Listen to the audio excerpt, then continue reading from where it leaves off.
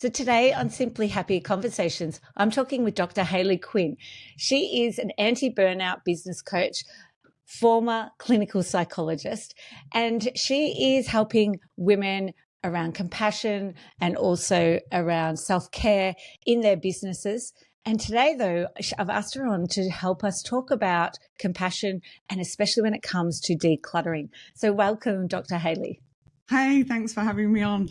Oh, no, thank you so much for making the time to join me. So I did hear you talk, and straight away when I heard you talk at the IOPO conference, I was like, oh my gosh, there were so many things that resonated that I just loved what you talked about and why I had to ask you on as a guest. Oh, lovely. I'm so glad. So something to start off with is so that people understand where you are, things you'd like to do and your interests. If you were a Barbie doll, what 2 accessories would you come with? Oh my gosh, that's such an interesting question, isn't it? I was thinking about this, and I'm probably going to go more than 2 because I can be a little bit of a rule breaker in all the best ways.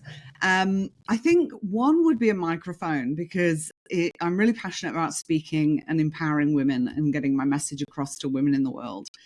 I think the other thing for me is, I focus a lot on self-care and compassion, and anti-burnout is really something that I feel very, very strongly about. So for me, I think some of my accessories will be a blanket and a cup of tea, a little teacup. I always have my my cup of tea at the ready for that time where I want to kind of, chill out and slow down, and probably a bag of salt and vinegar crisps.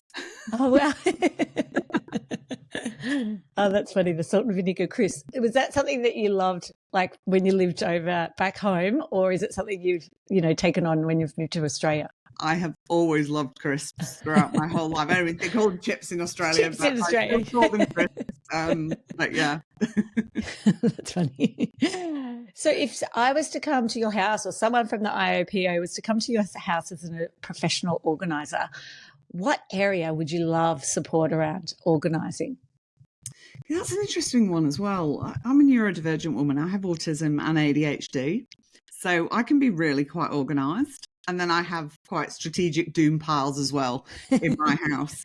But I think probably one of the things would be some of my digital clutter as well. Some of the piles perhaps in my office. At the moment, I'm not in my normal office. And I looked around before jumping on with you and thought, yeah, little boom piles around on the floor and on the desk and stuff. So that would probably be that. But otherwise, I think I do tend to be quite organised. I like things to be organised. So. And you like things, so it makes it easy for you to be able to find things, put things back where they need to go. Yeah, I'm sort of most things have a place. Yeah, I'm the same. Same as a neurodivergent person, same. It needs to be in the right spot so it can go back in the right spot and just saves that decision making, doesn't it? Well, it does. I think it really reduces your cognitive load, which can be so important. We are all busy people. Sometimes people are too busy. And I think when we can actually spend time thinking about things that can reduce that cognitive load, it can be really helpful. Definitely. Yeah, I completely agree.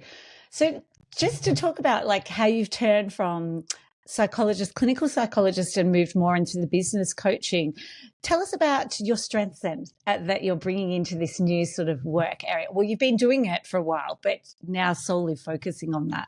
Yeah, so I've been running 2 businesses. I've been a clinical psychologist. I started that learning process over 20 years ago. And so I've been running my clinical psychology practice, and I've also been running a business doing business coaching, speaking and training. And it really kind of evolved over time quite naturally. But one of the reasons I'm so passionate about the anti-burnout is I went through a very significant burnout myself. Probably about, it's probably coming to 10 years ago now. And through that, I got through burnout recovery. And then I've really looked at ways of how I can run a business that honors my well-being. And I can still have a successful business, but I'm not compromising myself. And I've learned a lot in that. So I think some of the things I bring to the work that I do with people is obviously the decades of experience I've got with my psychology background. I was saying to you before we jumped on, today I am a clinical psychologist when I wake up on Sunday, and certainly by the time this is released, I won't be, because I'm not renewing my registration. But of course, I don't lose all that knowledge and experience, and I bring that to my work. With my lived experience as well, I think as a neurodivergent woman, there's things that I have strengths in terms of really being able to see patterns and really getting to the heart of things quite quickly with people, where when I speak to them, I can kind of see those things that perhaps are quite out of balance. So yeah, I mean, I really work from a human first perspective. I have done throughout all my work, but I think that allows me to give very personalized strategies to people that I work with. And I don't have a kind of template of what success needs to look like. You know, I think success means different things for different people. And I honor that in the people that I work with as well, because I think that's so important. You know, we've got to create businesses and lives that work for who we are, how we best operate, the way our brain works, and the sort of life we want. And that's not going to look the same for everybody, and that's okay. And do you find that you have a lot of neurodivergent women that you work with? I do tend to attract neurodivergent women. Yep. Yes, that has not been an intentional thing. Yeah. But I think somehow you kind of put your light on and people see it and they are attracted to you. So yeah, I do tend to. So it sounds like it's a very person-centered approach that you're using. Yeah. Yeah. And lots of compassionate accountability. A lot of feedback I get from people is that, like, I call them out on the stuff, but I do it in a really gentle, compassionate way. So I think that's helpful as well, because there's no point in letting people just ignore their blind spots and keep doing the things that aren't helpful. So I think I've got a good way of kind of helping people with that as well.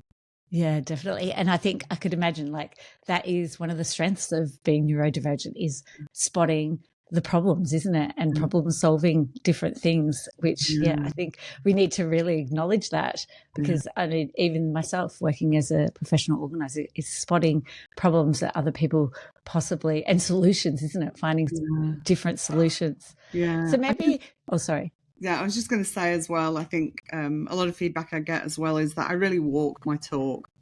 I live the way I kind of, what people see of me online and when I'm doing talks and trainings is who I am. But I think one of my biggest strengths for me is my passion about empowering women. Like I really think for a long time, the narrative for women has been stay small, be quiet, don't be too successful.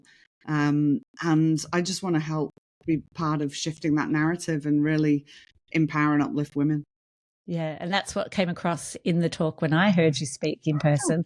And I was like, oh, yes, amazing. I just love that you're helping other people to empower them to have a voice as well. Yeah. Oh, fantastic. That's wonderful feedback. Thank you for sharing that. Oh, that's okay. So maybe share about compassion. What is compassion? Because there might be some people, or self-compassion, that are like, I don't even know what they're talking about, because I didn't know years ago myself. Yeah.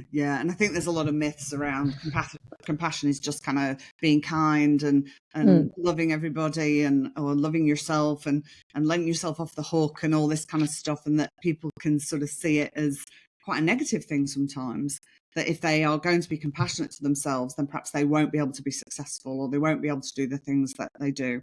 I use the definition from Professor Paul Gilbert, who is the founder of compassion-focused therapy. And that is that compassion is a sensitivity to suffering in yourself and others with a motivation to alleviate or prevent that suffering. So I think it's really important that we see that compassion is actually a motivation. It's not a feeling. There's lots of different emotions that can come with compassion, but it's a motivation for us to actually be willing to go towards suffering and do something about it. Yeah. And you shared a story that day.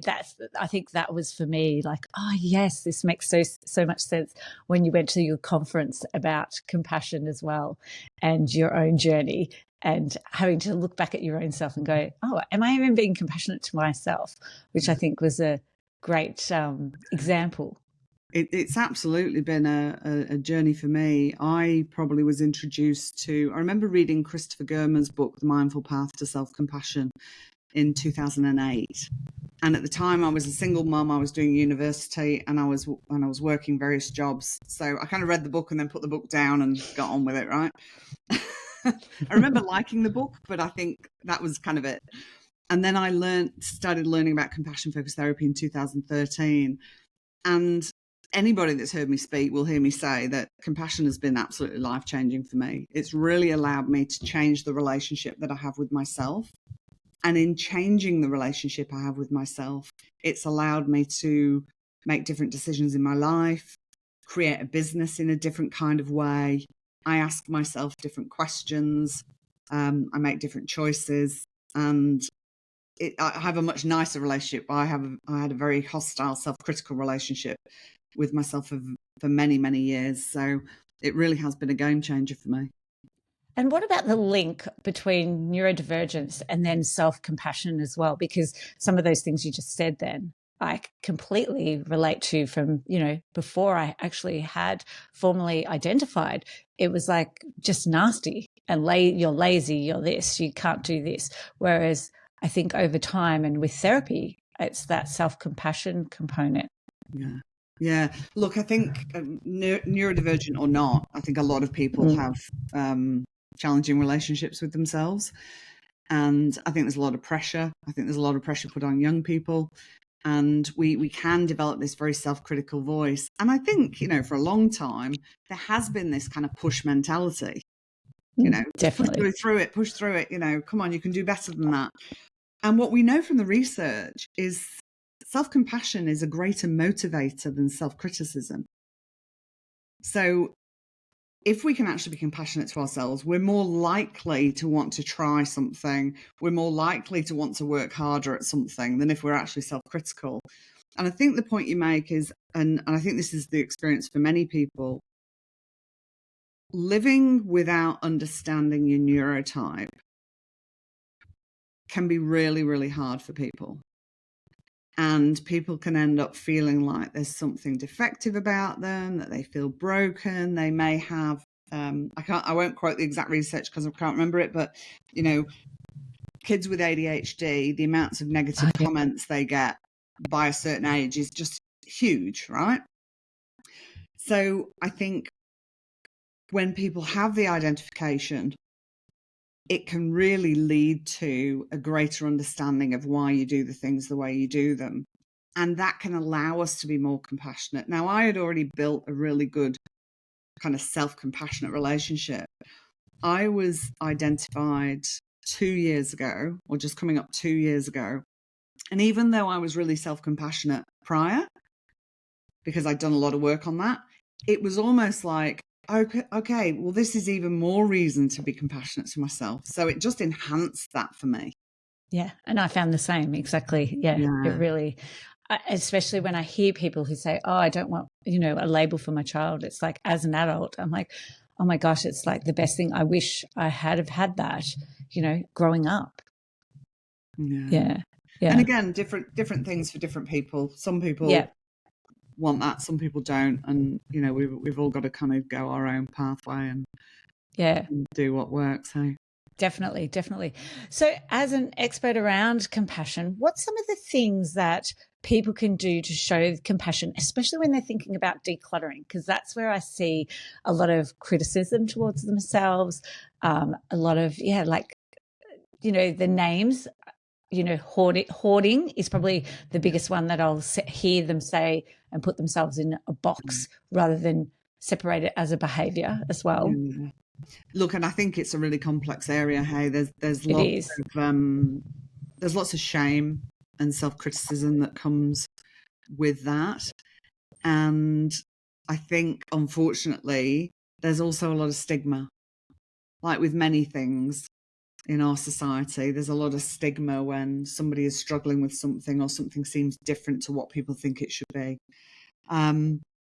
So one of the things that I find helpful and have worked with people in the past is to sort of ask yourself, what is it about my own life and my experience that helps me make sense of why I'm behaving like this, or why I'm in this situation, or why I might think like this? And I think when we can ask ourselves that, and we can look and think, okay, well, was there something in childhood? Is there an experience somebody's been through? Has there been loss and grief, and then things have changed? I think if people can kind of ask and go, well, what is it about my life and my experience that helps me make sense? We can start that de-shaming process, because at the end of the day, all behavior makes sense somehow. Yeah.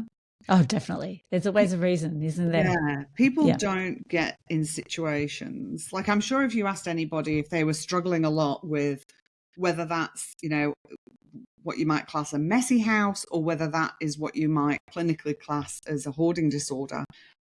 I don't think if you asked anybody, was that your dream? Did you dream of growing up and having a house that, you couldn't walk around, or a house that you lived in that felt really, really overwhelming? Nobody's going to say yes to that, right? No, not at all. Yeah. So something along the way has happened that helps us make sense, if we knew what it was, to why somebody is in the situation that they're in. Yeah. So I think that can be a good start.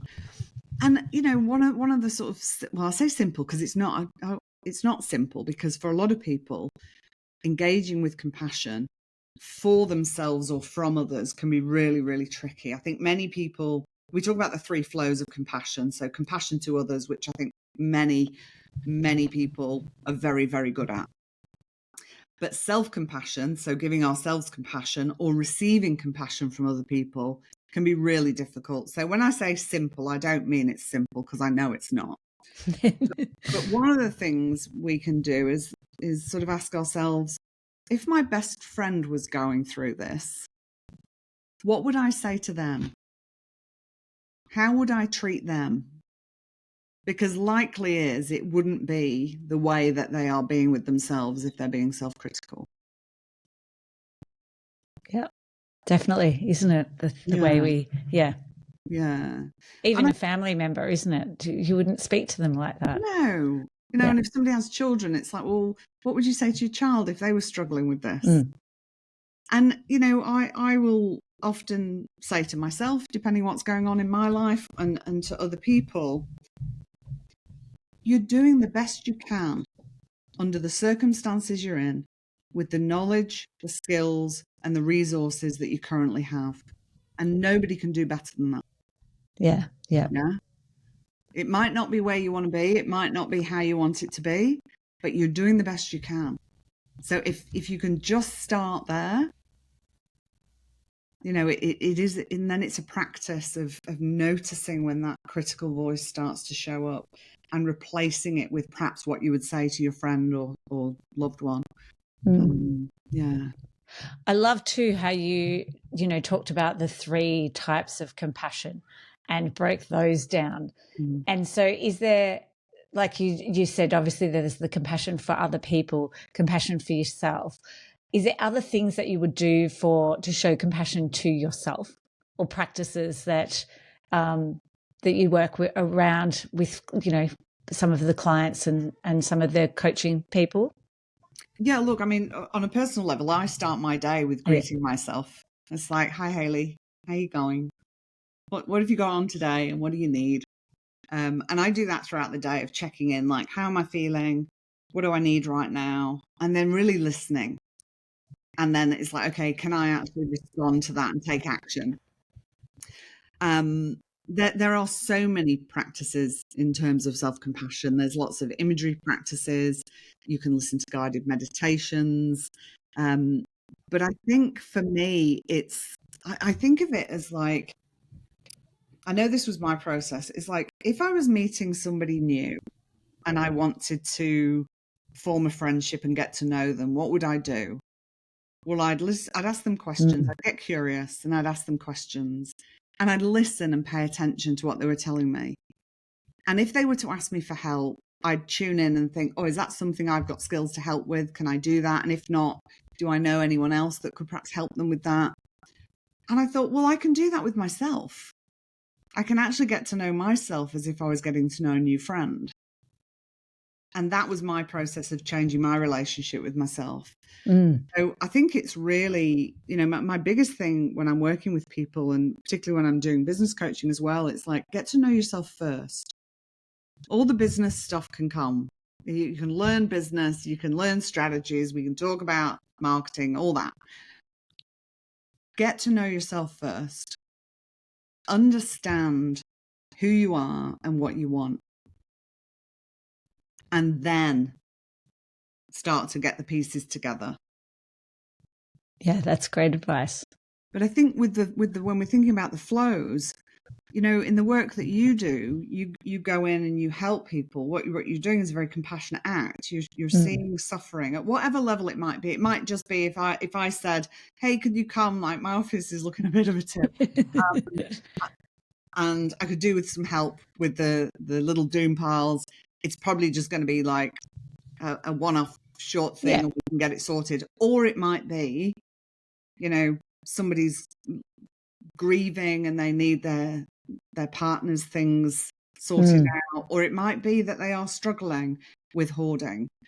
What you're doing is you're being sensitive to other people's suffering and you want to alleviate and prevent it. So what you're doing is being the compassionate other.